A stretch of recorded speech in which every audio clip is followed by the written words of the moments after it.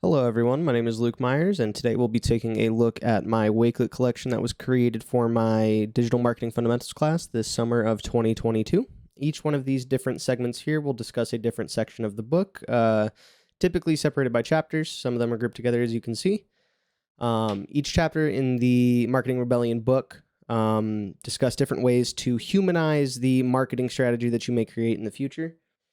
Today's marketing world is completely saturated with different ideas, and one of the ones that is definitely starting to gain some popularity is the idea of offering more respect towards your consumer by aligning yourself with that consumer and making yourself appear more human than robot to your consumer, which is a behavior that we've seen in the past, is kind of grounded in tradition. Old ways of marketing kind of required you to act more analytical instead of creative or human. But the Marketing Rebellion book discusses strategies to avoid that and ways that it thinks that it will help you here in the future. We'll go ahead and start with chapters 1 and 2. As an introduction to the book, there were some more fundamental topics discussed in chapters 1 and 2. And typically with these, I went with the bonus questions as opposed to the bonus content just because I found it to be a little bit easier to find information on the questions rather than just the blanket concepts covered in the book. A quote from chapter 2 was 2/3 of our marketing is not our marketing. And as you can see here, I have that written down. What they're kind of referring to here is that the consumer has a lot of power in 2022, and the consumer always wins. So a lot of your marketing definitely relies on that word of mouth that you get from consumers. With how easy it is to share your opinions online these days and how easy it is for those opinions to be seen by thousands, if not millions of people, it's extremely important for you to offer not only a good product or service, but offer good customer service so that if something does go wrong, you can interact with that customer in a way that's going to prevent them from completely destroying your brand by making some viral post about how terrible it was. Going back to chapter 1, we discuss robocalls and email spam and why they're still used, even though I'm sure just about all of us have some sort of disdain for those programs. And the reason that companies still use them today is primarily because it's cheap.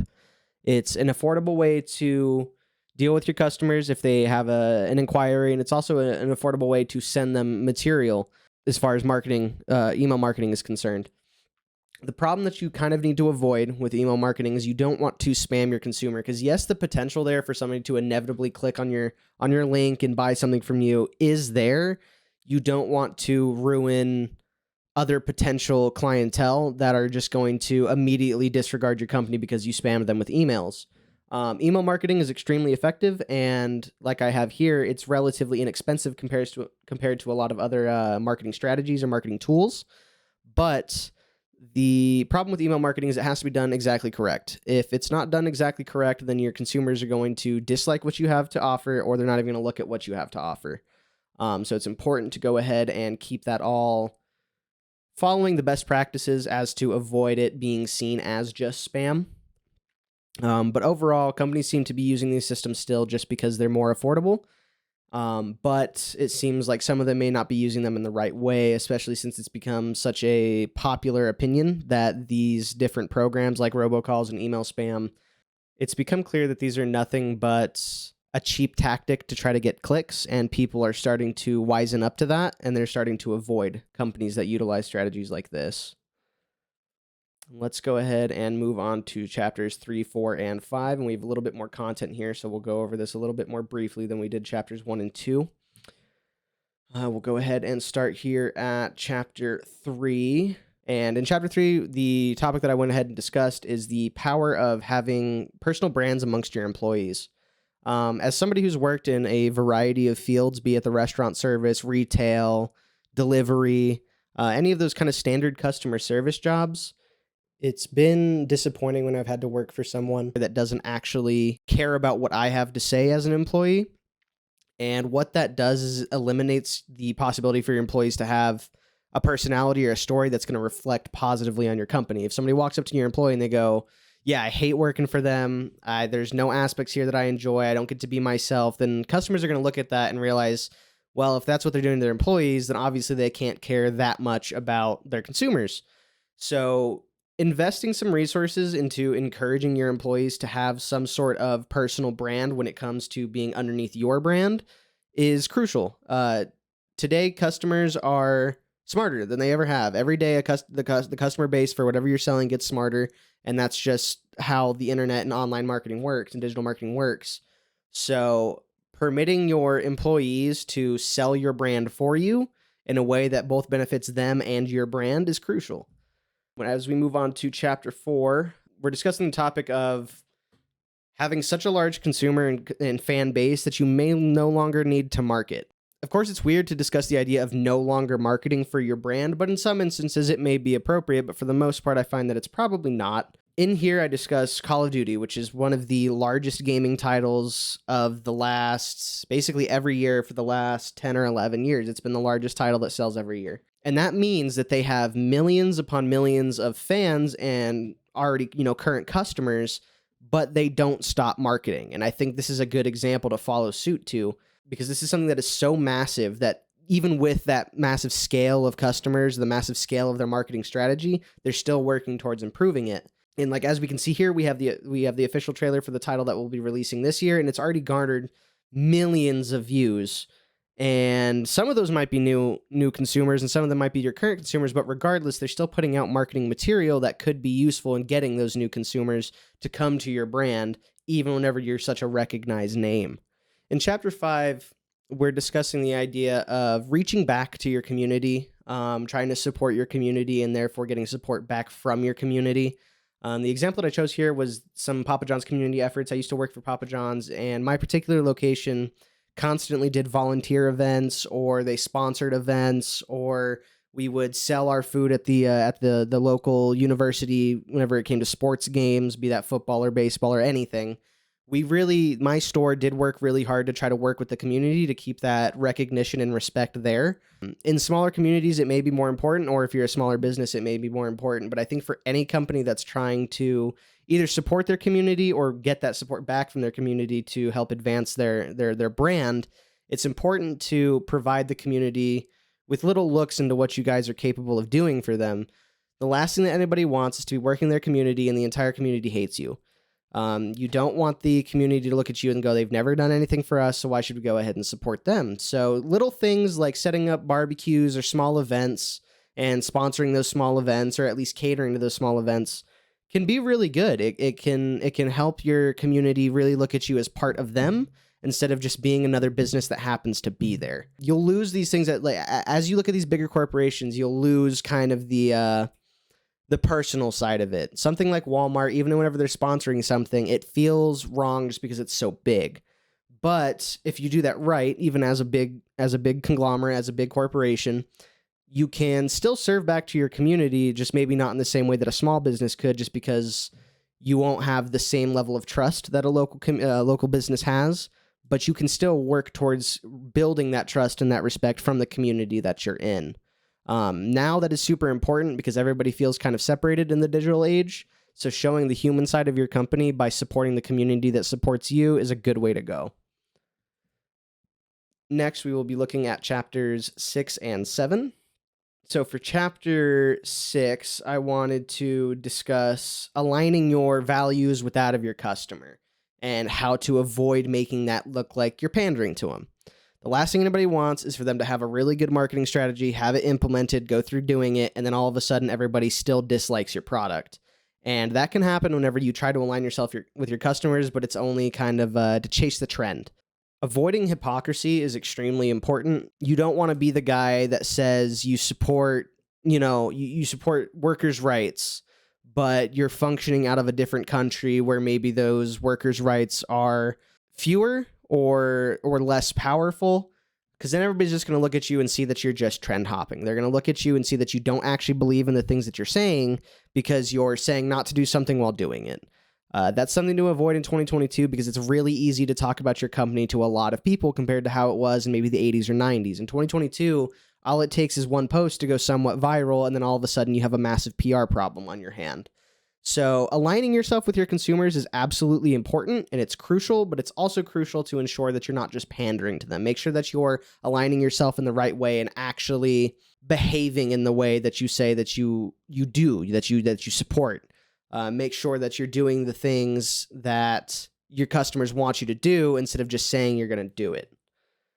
Moving on to chapter 7, this is another instance where we're discussing some things that can really kill a client base for your company. Almost every website nowadays is going to make you sign up for some sort of account whenever you go to their website, even if you're just trying to be there to read one sentence. It doesn't matter. You're going to have to make an account for it. I know from personal experience that can be extremely frustrating and not particularly beneficial, mainly because as soon as that little window pops up that says, hey, sign up here today and you can take more of a look at our website, you immediately go, well, I just want to find somebody else who's not going to make me do that.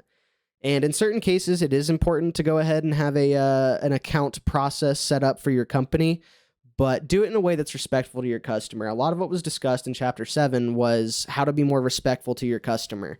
You don't want to constantly be bombarding them with things that are going to irritate them. And this kind of goes back to what we were discussing with the email spam. You want to make sure that you're using all the tools available to you, but you want to make sure that you're using them in a way that it's not going to feel disrespectful to your consumer. Big way to feel disrespected as a consumer is when it seems like all they're trying to get from you is your information and nothing else. They don't want to provide you with anything else because they're trying to give you a service that you could totally access without having to go through all these hoops, but they're still throwing the hoops in the way when they don't necessarily need to. So a lot of what chapter 7 was discussing was just how to be more respectful to your consumer. And one way to avoid being disrespectful is to avoid constantly berating them with all kinds of sign up for this, sign up for that, receive emails here. Would you like to receive emails about this? You don't want to overwhelm your consumer because then they're going to look at it and just try to find somebody else that's not going to do that to them. Now we're going to go ahead and take a look at chapters 8 and 9. See if I can get it to load up here. In chapter 8, we're talking about, one of the bonus questions was asking if it's more difficult for companies to reach their consumers in the modern world. And it's kind of a yes or no question, but that's not really how the answer goes. Yes, it is definitely easier for companies nowadays to reach more consumers, more of the population. But the problem is not that entire population isn't going to be your target consumer. A lot of that population is going to be people that don't care about your product at all whatsoever. So what is important is whenever you're trying to reach these thousands, millions, hundreds of millions of people, give or take what you're trying to do, make sure that the content that you're creating is created for a specific type of person. So whenever you're reaching out to these millions of people, the people that are coming back via this marketing material are the customers that you want. You don't want a bunch of bad customers or ill-fitting customers. You want to make sure that you're pulling in the people that you want to pull in. And if you're making very broad, kind of generic digital media content, then you're kind of just going to attract the likes of everybody, not any particular person. So it's important to tailor your content to what you're trying to provide for a customer. You want to make sure that when you're aligning yourself with a consumer, that you're sticking with that consumer. You're going to try to you're trying to pull that consumer to your brand. And creating content that pulls other people is not only going to result in more negative interactions with your company because you're dealing with customers that don't want to deal with you, but it's also going to fill up room that could be there for the right customer. So ensuring that the content that you're creating is targeted to your customer, to your target customer, is extremely important in 2022.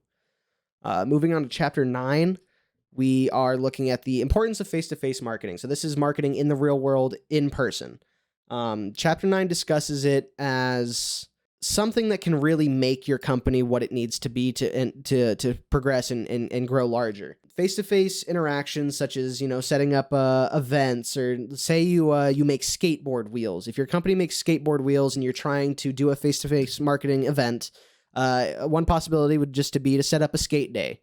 And you can give away some of your products maybe, or you can at least have a booth explaining the benefits of your product compared to a competitor's. And that can go with basically anything. If you are teaching art, if you are a painter and you are teaching art and you are trying to sell your class to more people, then it might be wise to set up workshops where there is a discount presented, and the whole idea is for you to teach this certain group of people during this workshop a couple of things. But what the face-to-face offers you over, say, doing like a digital marketing campaign is these face-to-face options allow you to be a little bit more personable with your consumer. They allow you to show the human side of your company, but they also allow you to get feedback from consumers that you may not be able to get via the internet, or you may be dealing with customers that don't care to give feedback via the internet, so you're not getting the information that you need to improve your product.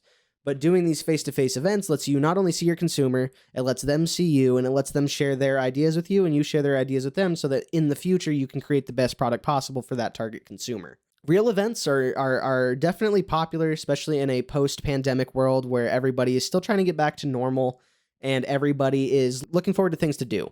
People want to go out and do stuff. So if your company is allowing people to go out and do stuff, chances are you're going to get a more positive interaction from that, and you're able to share some information with your consumer and get that feedback from your consumer. All right, and as we move on to chapters 10, 11, and 12, we're going to discuss a couple of things, and this is a little bit lengthy, so I'll try to be brief.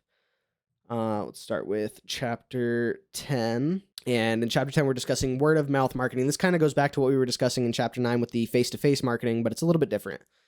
Word of mouth is a huge determining factor in how well your marketing strategy succeeds in 2022. Having customers talk highly about your product to their friends, their family, their social media following can lead to tons and tons of potential customers becoming real customers. But the same kind of effect can happen with poor press. If somebody buys your cup, say you're selling cups, somebody buys your cup, they say that it's terrible in a Facebook post, and all of a sudden that Facebook post has 500,000 likes on it, chances are those 500,000 people are going to look at your brand in poor taste. So it's important to encourage word of mouth marketing, but it's also important to ensure that your customer service is top notch and that your product is really offering value for your consumers so that you can avoid these kind of interactions. Another way to avoid these interactions is ensuring that you're selling to the right customer. Selling to the wrong customer can lead to more of these negative interactions. Moving on to chapter 11, we're discussing more ways to be more human in your marketing. I really enjoyed this question because whenever I became a marketing student, I was kind of concerned that it was all going to be some sort of shill corporate bitterness that controlled the marketing world. And through this course, I've learned that might not be the case. I might have the opportunity to work for somebody or work with somebody that has more of a human approach. Chapter 11 goes into depth on what it means to be more human in your marketing. With so many ways to market in the digital space, it can be difficult to make your brand stand out on top of your competitors. And this is because a lot of customers will take one look at a piece of marketing and they throw it away. They don't care about it anymore. It's not for them. Then it's gone. Not only is that a waste of money for you, but it's a waste of time for your consumer, and that can actually upset your consumer if they're receiving information or if they're receiving materials that they don't particularly care about. Chapter 11 discusses the idea of being analytical versus being creative, and the book hangs more on the side of being more humanistic and more creative, but I do find that analytics are still super important. You still need to base a lot of your material off of analytics. So combining the two, so allowing yourself to base your information off of analytics and then taking a creative approach to actually implementing that into a strategy can be a way to make your company be more human without missing out on potential customers via not paying attention to the analytics of what's working and what's not. And then we are moving on to the final chapter of the book, which would be chapter 12. In chapter 12, it ties together all the different concepts of the book, which all is under the umbrella concept of making your marketing strategy more human. But what this question asks in chapter 12 from Dr. Robert, not going to try to pronounce that because I don't want to butcher it, but he wants us to be more human, and he's asking how we can implement these couple of things more into our company or industry. Customers nowadays, they're being presented with so many options that it's easy to disregard a lot of them in exchange for finding the one correct company for them. And a big determining factor of that nowadays, with how saturated that market is ensuring that you have trust, you have the respect, and you're being generous to your community and you're helping your community, because all of the things can come back to keep you going in times of difficulty. So if you're in a trough and you're not making a lot of money, it's important to maintain those relationships with your community and your customers to make sure that you can stay afloat even through difficult times. But it also keeps your consumers from looking at your competitors. If they have loyalty to you and they trust you, they understand that you respect them and they respect you, then they're going to stay with your brand. They're not going to start searching for other companies. being transparent and being truthful with your consumers is a good starting point for humanizing your company. I can think of an example of DoorDash a few years ago had a data leak, and the way that they handled it was saying that it is poorly handled is definitely an understatement, but we'll stick with it. They weren't transparent. They did some fishy stuff behind the scenes, and whenever that all came out, because eventually everything comes out, customers flipped on them and they were upset. They didn't want to work with them anymore. People didn't want to work for them anymore. Consumers didn't want to send their money to these people anymore because they lost their information. It was given to a bunch of people that may have some sort of malintent. And had they been more upfront and transparent about it in the beginning, they could have avoided all of the negative press that they got afterwards from both media outlets as well as their own consumers. And when you're transparent, even during the bad stuff, that builds respect and rapport with your community and your client base.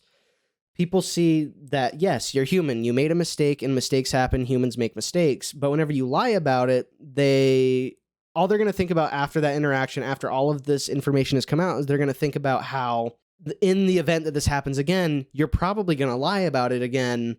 And that doesn't build that respect with it or that trust with your consumer base. So ensuring that you're exploring avenues to make your company look more human, and also ensuring that your consumers actually look at you with some sort of golden eye, some sort of glint in their eye, thinking, hey, I can trust this company. I like their product. It's been working for me. Let's continue to work with them.